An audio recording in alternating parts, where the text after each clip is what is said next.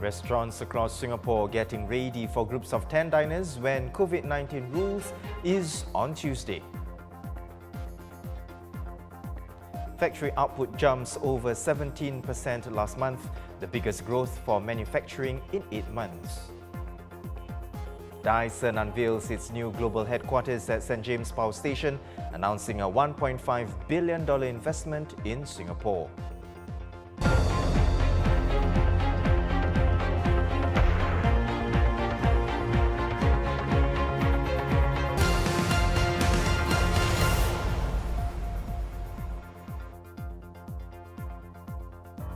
Good evening, you're watching The Big Story with me, Hairianto Diman. Subscribe to the Straits Times channel so you will not miss a single episode. The phone lines are busy and restaurant reservations for large groups are filling up, a sign that many Singaporeans are looking forward to next Tuesday when dining-in limits will double from 5 to 10 people per group. It sure has been a roller coaster ride for diners during the course of the pandemic. From having only takeaways and deliveries during the circuit breaker to the ever-changing dining-in measures. First, allowing groups of 5, then 8 to dine in, to a tightening of rules to just pairs, and now to the current 5 again. But hey, this will all be behind us very soon when group size limits go up to 10 on Tuesday. Let's find out more about how restaurants are reacting to these latest rules. I'm joined by Benjamin Boh, Management Committee member at the Restaurant Association of Singapore. Welcome to the show, Benjamin. What do restaurants have to do to cater to the latest changes, especially to accommodate larger group sizes? Thanks, Hairianto. And first of all, I think the industry definitely welcomes a lot of the easing of measures. You know, the 10 packs, having live music, having the alcohol, serving time moved out, no more 10:30 curfew and all that. That is really going to help a lot of the businesses in our industry. So first of all, I want to say we're very thankful and we're very appreciative that the government has moved that quickly on that. In terms of just catering to the latest changes and especially the larger group sizes, I think the first thing restaurants would have to do is now figure out their seating arrangements, because we're so used to serving tables of 5. We did do tables of 8 for a bit, but that was very short-lived. So now that we are able to sit tables of 10, we're going to bring out the bigger tables for some of the family restaurants. For some restaurants, you're going to start combining tables and all that. But ultimately, a happy news. I think what the restaurants just have to figure out is seating arrangements and how do you still keep to 1 meter while trying to serve as many large group sizes as they can. I think the second thing would be to really relook their menu offering, because a lot of restaurants had to pivot and they had to come up with menu options for 5, for 2. That is all going to change because bigger group sizes couldn't wait to come back. Now they are coming back. So again, the restaurants have to think through the set menus and really plan according to that. But although I would say this shouldn't be new to the industry, because in the past we've always been serving bigger groups pre-COVID. So this is just kind of an adjustment period. In terms of checks, nothing really changes. VDS is still in place for people who want to serve tables of 10. So that's pretty much status quo. And of course, the last thing that people really have to think through the restaurants, the kitchen and service staff, they have to now pivot to how do you serve bigger groups at the same time so that, the quality of service, the food doesn't get affected. Benjamin, talking about your last point on staff members and manpower, are your members expecting a manpower crunch and to hire more people ahead of the return of more customers? Well, I would say manpower crunch has been an ongoing issue, and it has always been, and it will continue to be. So really here, the restaurants who have the ability to hire more people now and get more people in, especially now that the operating hours will be lengthened as well, because now you can serve alcohol. So some restaurants will start doing second service, third service. So the people who can hire more employees, they will be more prepared for the return of customers. But unfortunately for the restaurants who are short-staffed and still can't get people in, they're going to be quite stretched because now there are more people coming into the restaurant. They're going to order more things. And therefore, if they're not well-staffed, I think from a customer standpoint, one can expect service times and standards to drop a little bit. But hopefully over time, as people get staffed up, as we all get used to serving bigger groups, we can move faster. But I would say, if the MTF does ease the need for vaccinated, differentiated measures and checks altogether, what all these businesses can do is now move that manpower from the front to unit producing activities like service, production of food. So that would be something that's very well received if it comes in the near future. Benjamin, as Managing Director of McDonald's Singapore, how has your business, your restaurants been coping so far? And moving forward with this latest round of changes or easing, how are they coping? I would say the restaurants have been coping relatively well, considering that we have a lot of protocols and processes in place. And our customers have been very understanding as well with all the different changes that have to be implemented. We've also kind of make sure that the restaurants are still hospitable despite being strict on safety. But I would say these measures are definitely a breath of fresh air, especially the fact that restaurants can decide if they want to do the VDS checks, if they continue to serve tables of 5, and if they don't want to do that, then they can do VDS checks and serve tables of 10. So at McDonald's, we are definitely keen to keep to the 5 because, again, for our restaurants, we are small and most of our seats are fixed anyway. And most of the times our customers come in smaller group sizes. So we prefer to keep it to 5. At the same time, now our staff can be redeployed into the restaurant to serve customers at the lobby or even go to the kitchen to produce food faster for the customer.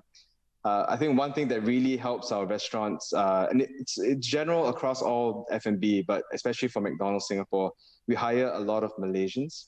And the fact that the Singapore-Malaysian border is now open and that daily commute can happen again, that really is going to help our employees because a lot of our employees have been stuck here for 2 years. I have a few employees that have had kids, but weren't there for the birth of the kid and hasn't seen the kid since 6 months since the birth. So all this is really heartening because now I know they'll be fine. They can go home, spend time with their families. What about the smaller establishments? Let's talk about them. Are you finding that they are not bothered by the latest changes, considering they won't be able to feed a group of 10 people anyway? Yeah, I would say the smaller establishments, they are appreciative of some of the easing of measures. So for example, if you're a bar/bistro restaurant, obviously the lifting of the alcohol curfew will be very well received. But a lot of the smaller establishments, what would really help them is really that 1 meter seating between tables. And that's because a lot of our restaurants, the small cafes, the quick service restaurants, even the food courts and some of the hawkers, most of the table seatings are riveted to the ground. They're really fixed. So with the 1 meter, that essentially means that a lot of our seating is down by 50% or less. But unfortunately, all these businesses are still paying 100% rent for that space, but are not able to serve as many customers versus pre-pandemic at any point of time. So with that, 10 packs doesn't really help them, but the 1 meter rule can be reconsidered. That will truly help these businesses. Benjamin, rounding up our discussion for today, a pretty tough couple of years for the restaurant business. How much will this latest round of easing bring restaurants back to their pre-pandemic revenue figures? I would say it's tough to give an average number because it really varies by category of F&B. So like you said, the latest round of easing will definitely help the likes of family restaurants. They will help them to recover faster. Our halal restaurants will definitely benefit from this because Ramadan is coming and now they can welcome Muslim families in bigger groups when they break fast and dine out. But again, for smaller establishments, not that much. But would all this get us back to pre-pandemic figures? I think that would be challenging because ultimately there's still restrictions in place. So yes, they're easing of measures, but it's not completely.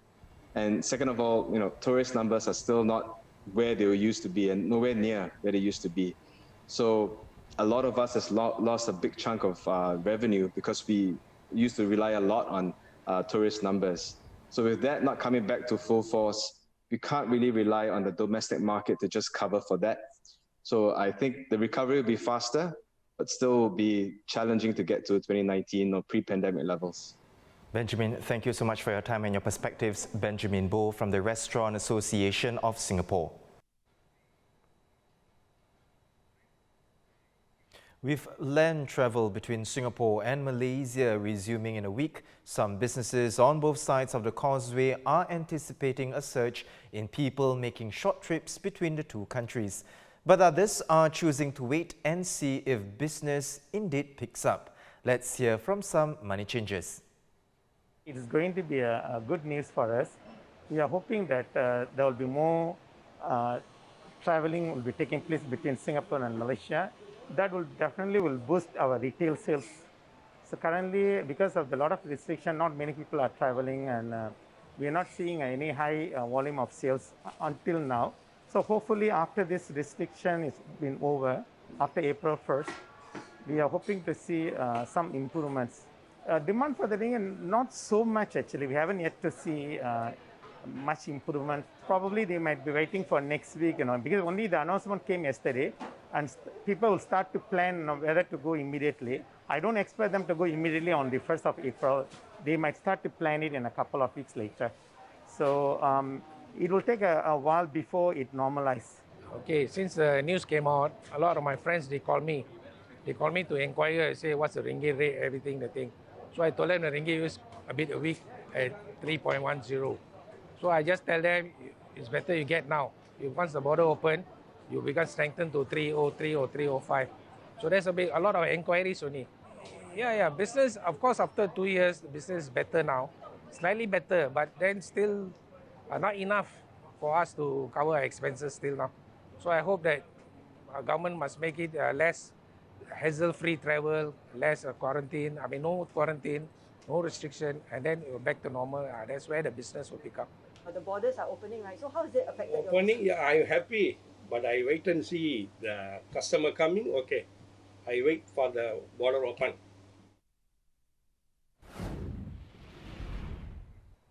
Some confusion in China earlier today over the status of the second black box belonging to the China Eastern Airlines plane that crashed on Monday.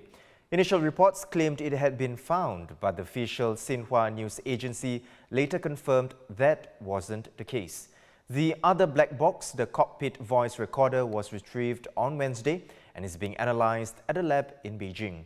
China correspondent Elizabeth Law has more on the situation in the village where the family members are gathered.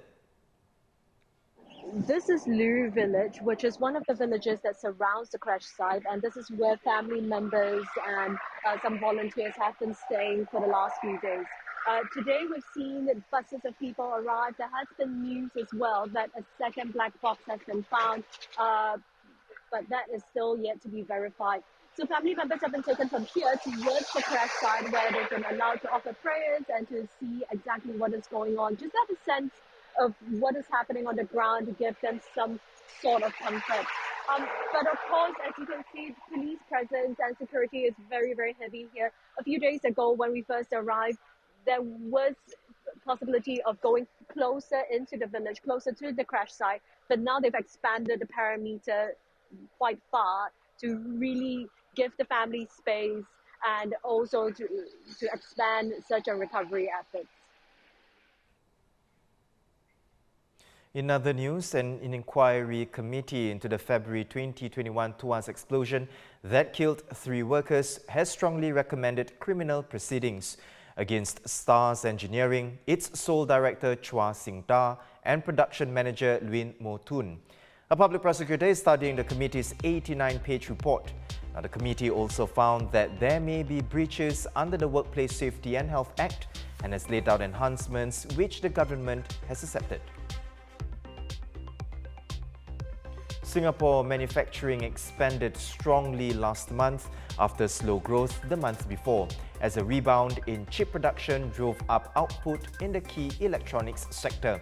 Year-on-year, factory output increased by 17.6%, up from the revised 2.4% growth posted in January, and marking a 5th straight month of expansion.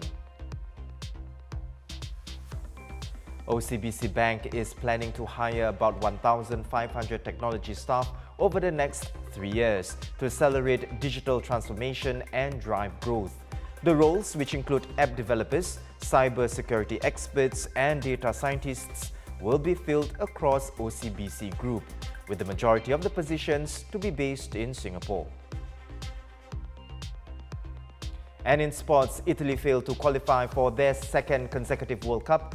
They are the reigning European champions, and despite having 32 efforts at goal, they lost 1-0 to North Macedonia in their playoff semi-final. From electricity generator to entertainment night spot, and now the global headquarters of technology company Dyson. The newly restored St. James Power Station was officially opened today by Prime Minister Lee Hsien Loong and James Dyson. Multimedia correspondent Cheow Sue-Ann has more. These fans, hair dryers and vacuum cleaners are iconic symbols of modern design that many of us have grown to be familiar with. And most Singaporeans won't be strangers to the St. James Power Station either. Founder and chairman of Dyson, Sir James Dyson, officially opened the compound in the presence of Prime Minister Lee Hsien Loong. Dyson's expansion here is possible because of the wonderful inventiveness and enthusiasm of the young Singapore engineers and scientists who have joined us. You can feel the ambition of this ingenious country. It reaffirms our belief that Singapore is the right place for high-tech, research-intensive businesses such as Dyson. Singapore is at the center of our global supply chain. We research, design, and develop products here. The addition of St. James's Power Station to Dyson in Singapore is a momentous occasion.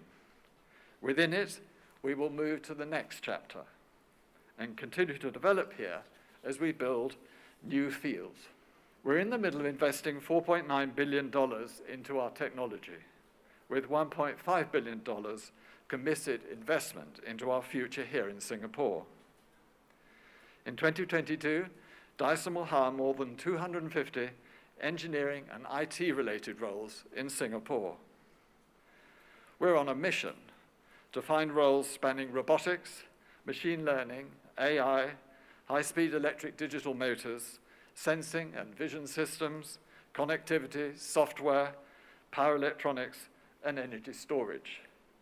This is a milestone in our partnership with Dyson.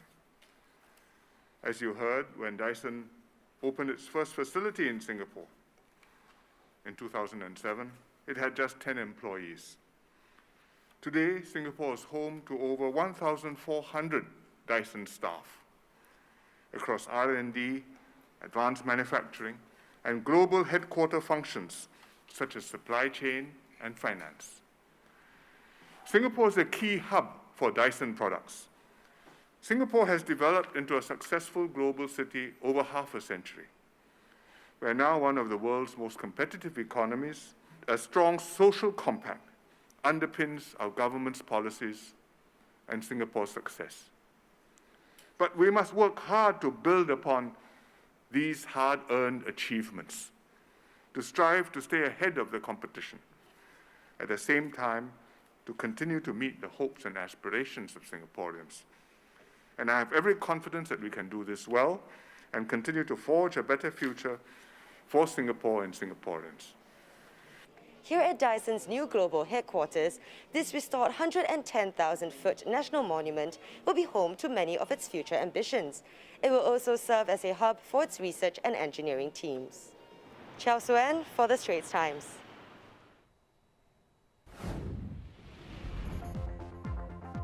Visit straitstimes.com for more news and our YouTube channel for more videos. Subscribe by hitting the red button below. I'm Haryanto Diman. Have a good weekend and I'll see you soon.